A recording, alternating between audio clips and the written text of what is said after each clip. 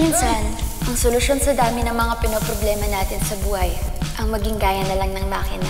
Wala na nga, tapos na nga, wala na nga sunog. Paano na? Matigas, matibay, walang pakiramdam. Andito ba yung mekaniko? Yung maganda? Pero kung inaakala mong may heart of steel ka na sa dami na nang bumangga sa puso mo, meron talagang darating na ikaka-overheat mo. Huwag kang magpapakita sa akin, ha? Sisilaban ko talaga yung motor mo! Wala akong ginagawang masama. Anong wala? Nagmamadali na nga kayong humanap ng ipapalit kay Mami. Kapag na-restore ko to, maaalala ni Dadudes ang pagmamahal niya kay Mami. Ito ang re-regalo ko sa 50th birthday ni Dadudes. Ayusin mo na yung motor ko. Bahala ka sa buhay mo. 100,000 all in. Pero, kung siyang daan para makarating ako sa finish line ng mga pangarap ko, titiisin ko. Miss Sungit, pakitapos na. Wow, demanding! Yung girlfriend ni Rusty, mag-iisang buwan na rin comatose. Total, isa lang naman ang malinaw. Hindi kami pareho ng landas na tinatahak. Ha? May girlfriend na yung kumag na yun? Damang-dama na ang ugong nito.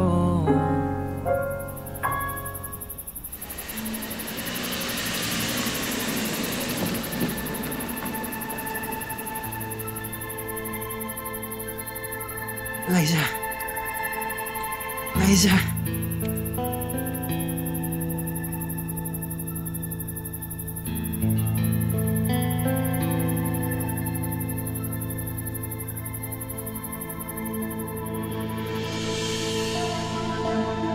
Na-order ko na yung gearbox sa supplier.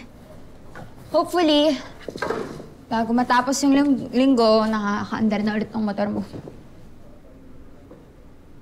Uy, Rusty. Ano yun, Liza? Sorry, ano ulit yung sinabi mo? Sabi ko, naka-order na ako ng supplies. Okay, good.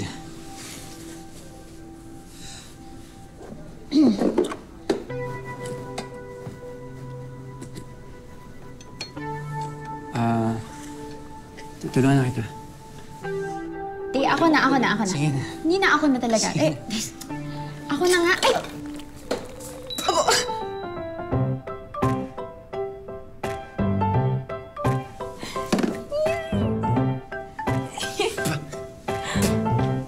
Akin na. Saan nga ba patungo? Huwag mo kainin. Huwag mo. Hindi naman, no? Huwag kainin. Ayaw na matanggal. Oh. Nagantihan mo ba ako?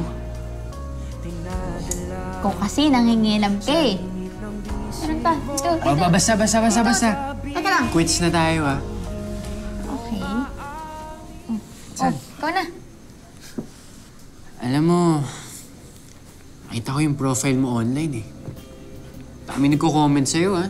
Dami nagsasabi na magaling ka nga talaga. Tapos yung tawag pa nila sa'yo, ano yun? Motorcycle whisperer. Bakit? Passion mo na ba talaga to? Favorite kasi na banding namin to ni Dadudes tsaka ni Maming ko. Nagsimula sa hobby hanggang sa naging trabaho ko na. Ito yung clutch lever. Ito naman, ang brake line. Pero hindi lang naman to basta pag may mekaniko. Para kung nababalik sa mga customer ko yung saya na makapag-enjoy sa kayong motor nila. Sun on your face, wind in your hair. You're giving them an experience. Mismo. Alam mo, ayun din yung habol ko sa pagbebenta ko ng mga vintage shirts. Madaming bashers, kesyo tindero lang daw ako ng damit. Pero di nila alam, I'm selling a vibe, an identity. Alam mo, kahit nagsimula tayong busit sa isa't isa, dami rin pala nating similarities. Teka, ibibigay lang ako sa'yo.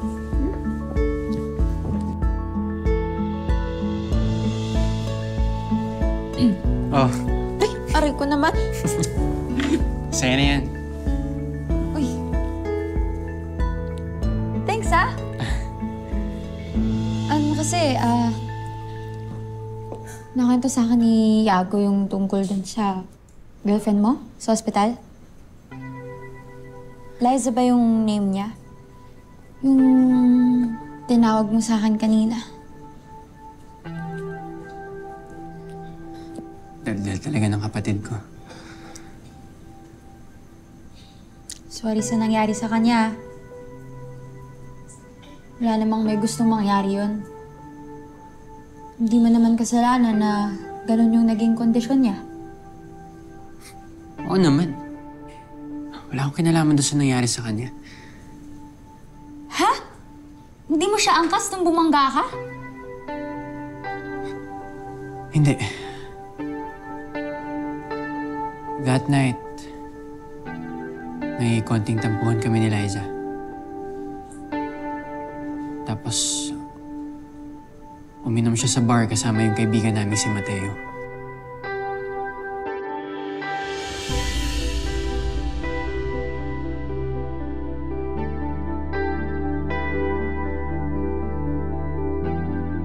Alam ko, nakamotor lang sila. Kaya, pinuntahan ko sila para sunduin ko si Eliza.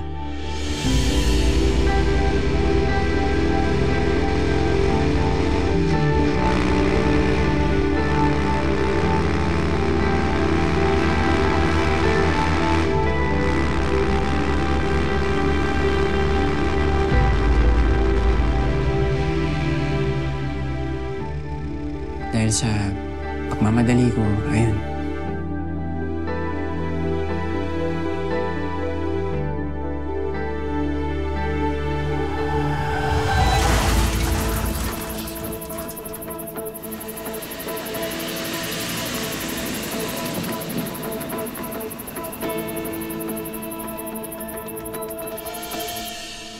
Aksidente ako. Sa ospital ko na nalaman na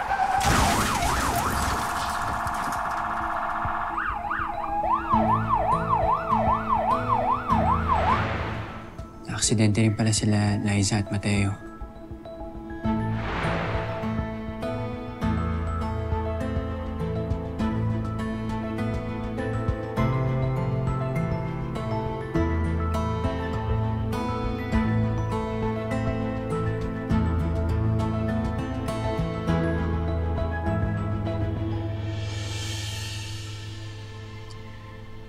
Tapos yung gagong Mateo na yun.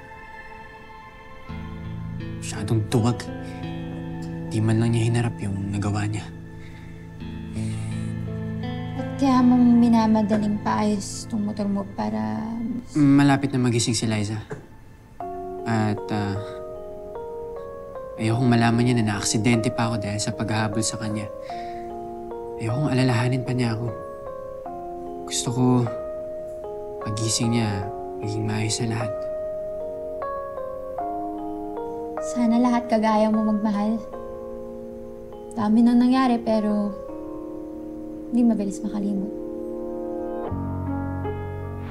Hindi relasyon ang kukumpleto sa'yo, Dadudes. Dadudes, 3 taon pa lang patay si Maming. Anak, wala akong ginagawang masama. Anong wala? Nagmamadali na nga kayong humanap ng ipapalit kay Maming. Gusto mo na ba magmerienda? Papagawa na ako, tsaka orderin ko na rin yung ibang mga parts. Presko ka. Mayabang. Pasaway. Pero, di ko akalain na grabe ka palang magmahal. Pati papatulan ang pagsuyong nagkulang. Tayong umaasa. Hello, ma'am. Welcome po sa bahay. Ito na po juice niyo. Thank you. Parang mas madami pang nakatira na staff dito kasi dun sa magkapatid, no? Sino Rusty at ano lang ba, Yago yung nakatira dito? Ay, kasama po nila mama nila. Sa business trip lang po si Ma'am Sita.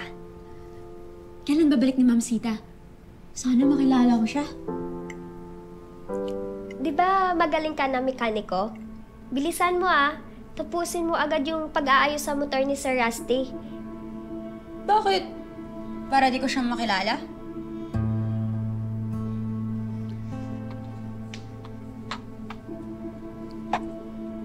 Takot naman. Uy, panalo. Ano, gawa to ni Ate Vivian? Wait! Ikaw pinahamak mo ko. Hinayaan mo kong isipin na si Rusty yung dahilan sa pagka-aksidente ni Liza. Eh, hindi naman pala. Nagbuka pa tuloy akong chismosa. Ganun ba? Di ko rin talaga alam kung anong totoong nangyari. Si Kuya Rusty kasi, hindi naman yan nagkwento sa akin. Kaya, ayoko na rin usisahin. Dalawa na nga lang kami. Di pa kami close. Ba't naman?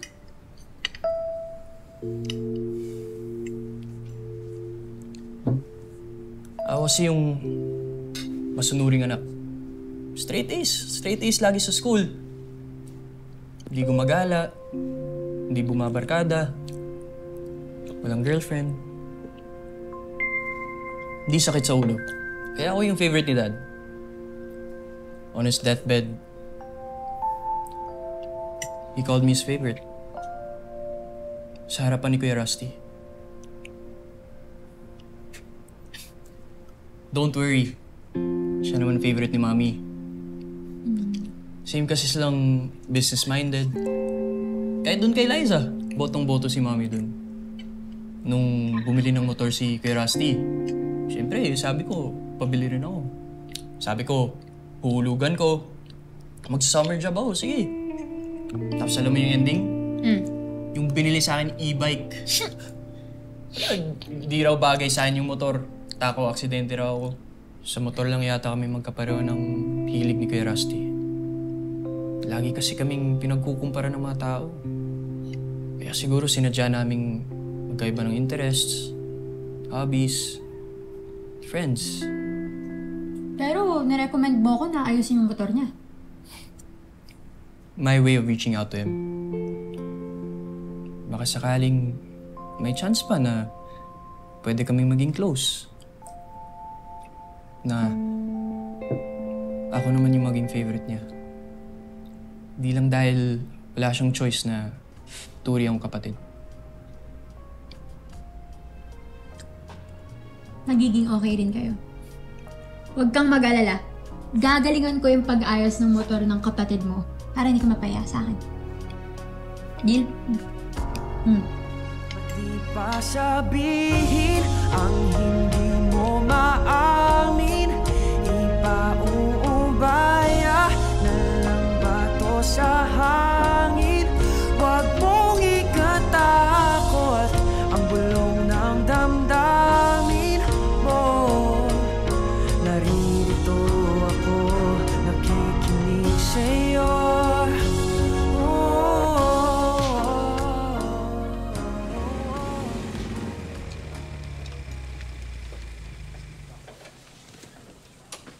Ate, ito na kita. Thank you, Andy. Aba. Oh, naitrining. Bakit mag-isa na kayo na malengke? Pwede naman kayo magpa-drive kayo mga road, o di kaya sa akin. Ay, ako naman, anak. Eto nga, binilang kita ng palabok sa palengke. Naks naman, Nay. Baka talaga, alam mo yung paborito ko. Malamang yan si Mang Andy, pumoporma kay Aling Krining. Upi naman pala tong sayago sa bahay nila. Kawawa naman. Kaya naman pala kahit nirarayuma, panay pa rin ang larga. Ano, Nay? May pag-asa ba yan? Nako. Blooming ka ngayon, ah. Nay, huwag mo sabihin dito mo yan sasagutin. Oh, dapat doon sa loob. Sige na nga, mauna na ako. Thank you, Andy. Next time na lang ulit. Rusty, pagluluto kita ng masarap na sinigang. Oy, sama ako. Masarap yan.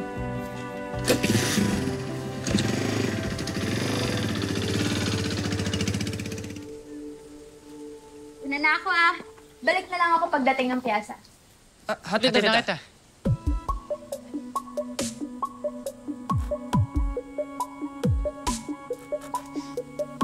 Tina, may dala akong motor Sige, dalaw na sa shop pag free ako. Message na lang kita. Test drive ko yung motor mo, Anong motor? Hindi ka papayagan ni Mami mag-drive ng motor.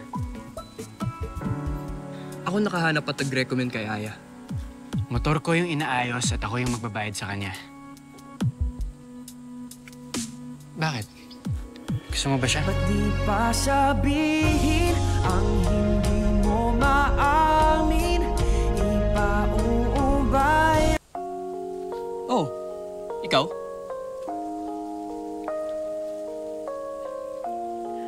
May girlfriend ako. Buti alam mo.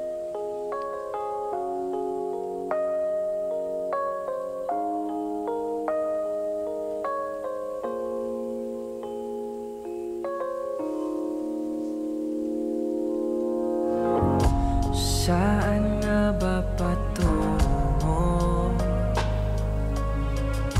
Nakaya bagat na hihiwaga ang bagyo ng tadhana. Baka pinagpalit niya na ako sa iba. Ako rin, baka pinagpalit ako ni DCCB. Wala na akong mahanap na katulad niya. Ayoko na maghanap kung di rin lang siya. Hindi niya sinasagot ang mga tawag ko. Binlock niya na ako sa lahat ng social media niya.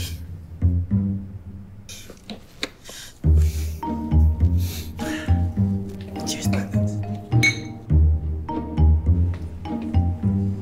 Ano ba kayong dalawa?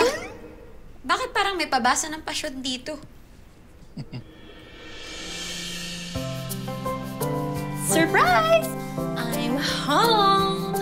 Ate Daisy! Dadudes! Nak, hindi ka nagsabi na darating ka. Sundo-sundo kita! Actually, wala naman po kasi sa schedule ko na magbakasyon. Pero pinayagan ako mag-leave, kaya pupunta na ako. Yes. Excuse me, Dadudes. Okay, sige. Ikaw, mamaya tayo mag-usap, okay? Pagod pa ako sa biyahe. Babe naman! Ano ba mali siya yung ginawa ko? Sorry na! Walang mali siya? Wala bang mali siya yung nilike mo yung picture ng kliyente mong nakabikini? Sumisip-sip lang ako, baka lumipat ng talyer. Ito na mga pasensya na! Pasalamat ka na lang. Hindi pa umaabot dito yung MRT kung hindi talaga. Nak. Sorry. Anyway, tuloy yung birthday party mo this weekend, ah. In-invite mo na ba si Beverly? Ano na lang, tayo lang pamilya at saka siguro mga piling kaibigan. May tutol na naman ba?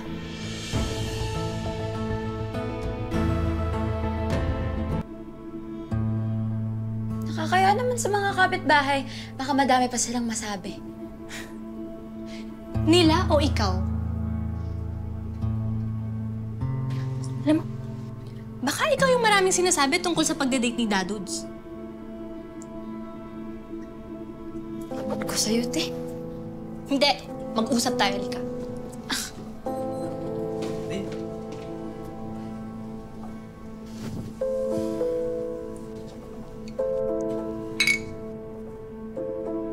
Halika nga dito. Ano ba?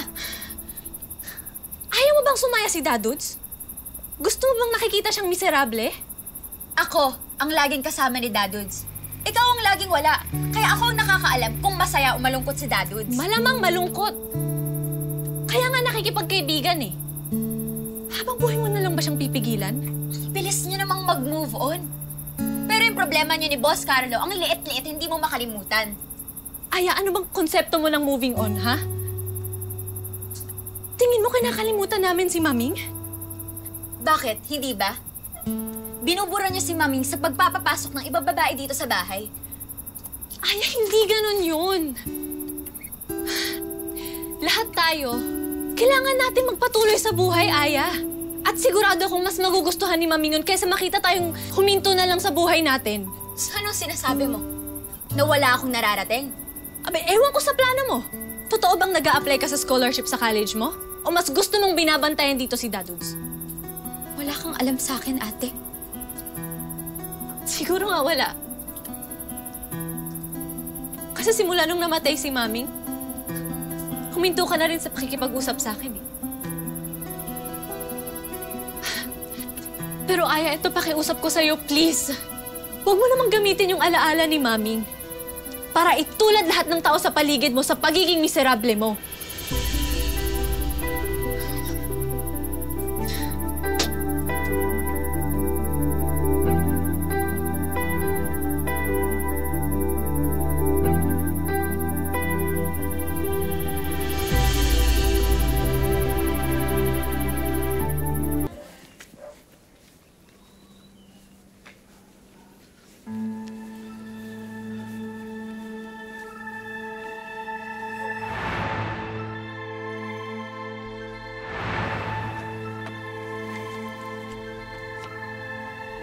Hoy! Hoy! Sumama ka sa akin, hayop ka! Ipapapulis kita, dali! Bakit? Anong kasalanan ko? Mangmahangan ka pa, dahil sa'yo, nakoma si Liza! Aksidente ang nangyari, tol. May bigla kasing tumawid sa kalsada.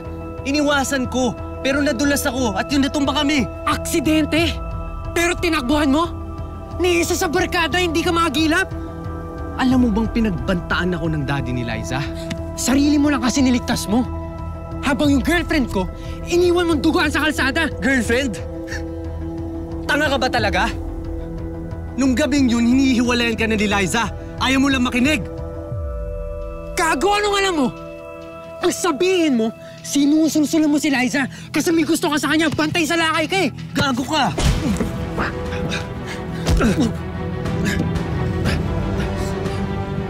Pag nagising si Liza, tignan natin kung piliin ka pa rin niya.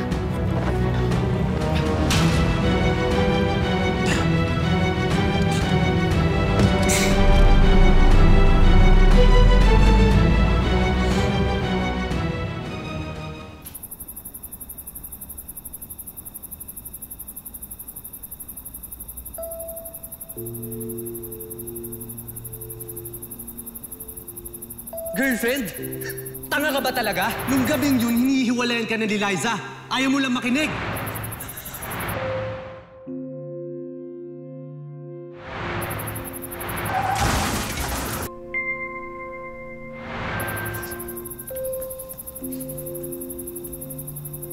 Rusty! Pati papatulan ang pagsuy.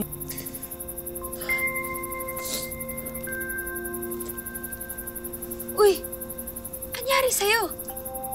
Napaaway ka ba? Naaksidente ka? Napagtripan? Uy. Ay, hindi ko na alam yung gagawin ko eh.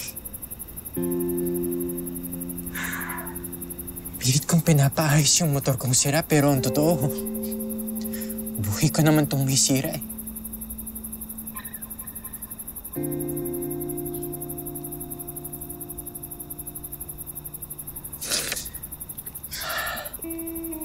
Tara na. Iuwi na kita sa inyo. Huwag. No. Ayoko makita nila ako ng ganito. Lalo na si Iago.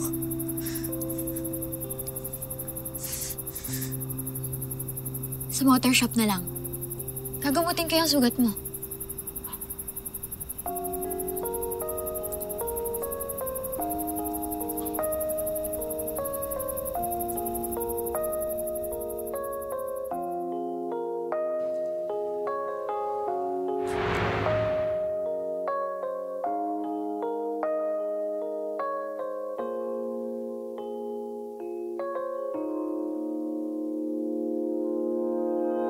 Sa hindi inaasahan, pagtatagpo ng mga Ano, kaya mo ba? Kaya mo ba? Kaya mo. may minsan lang na natutong damang-dama ng ugong ito. Di pa ba sapat ang sakit at lahat na hindi ko ipararanas sa'yo? Teka lang, gamarin ka. Ibinubunyag ka ng iyong mata, sumisigaw ng pagsinta. Sakit, no? Malamang. Tiisin mo. Ikaw naman pala nag-umpisa eh. Baka talaga, Aya. Cariño brutal. E di, paano na yan? Friendship over na kayo ni Mateo? Magbabayad siya. Di ako titigil hanggat hindi siya nakukulong sa ginawa niya kay Liza.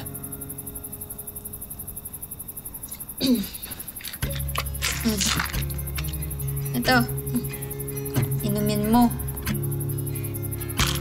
Teka, baka naman nilagyan mo ng brake fluid tong pinapainom mo sa akin.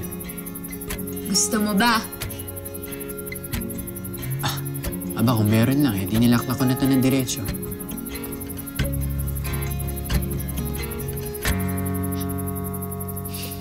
Alam mo, Rusty,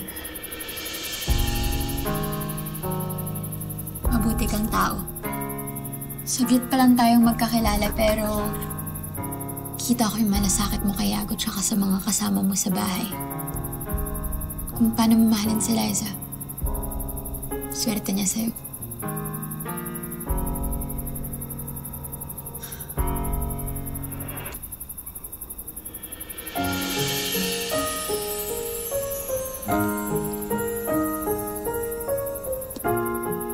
Ingatan mo tong mga kamay mo, Aya.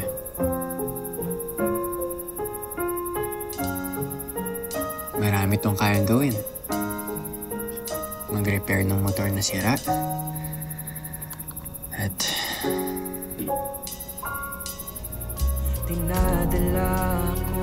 magpagaling ng wasak na puso.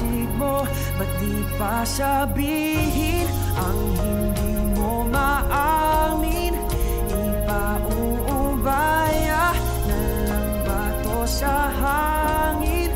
Huwag mong ikatakot ang bulong ng damdamin mo.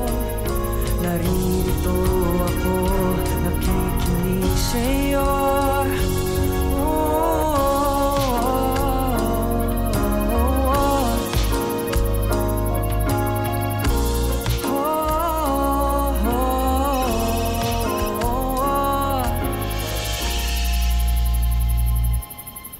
Hello? Opo, ito nga. Ha? Gising si Liza?